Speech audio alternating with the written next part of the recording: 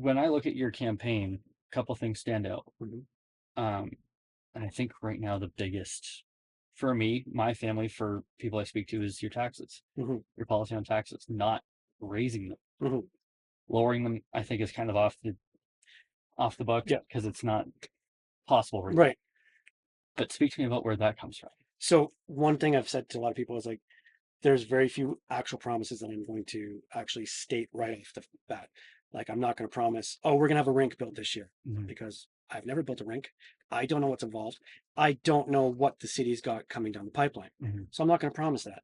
Yeah. Um, I'm going to promise that I'm not going to raise the property taxes because that's something I will kibosh, vote against, raise a huge stink if anyone tries to do that Mhm. because that's not what the people of Airdrie need.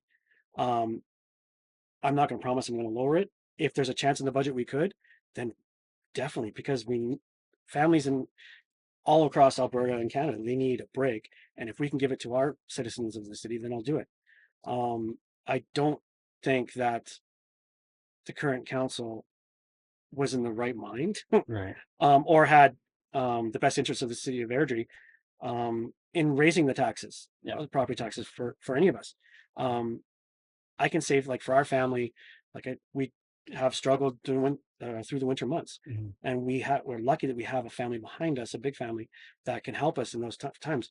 There's a lot of families that don't have that, Yeah. and to turn around and raise the taxes just kind of shows that the current council does not have their finger on the pulse of the voters, of the people of the city, and then turning around and raising fees at a lot of the rec centers or the buses, the transit services the city provides, raising those as well. Yeah. None of it made any sense, and it wasn't helping us when we should be reducing the cost of living because everything else is going up that we can't affect.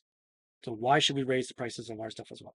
Yeah. And I mean, the other side of that is it's almost a slap in the face to the people who voted for you if you do it that way, Mhm. because these are the people who put you where you are and continue to give you a job, Mhm. and now you're going to charge them more money Yeah, as opposed to trying to do them a favor and help them. that's a lot of politicians. Yeah. Like that, basically, since I turned 18 and started voting, that's what I quickly realized, that a politician will tell you one thing And doing it. and do another. And that's any level of government. And that's something I promise that I'm not going to do.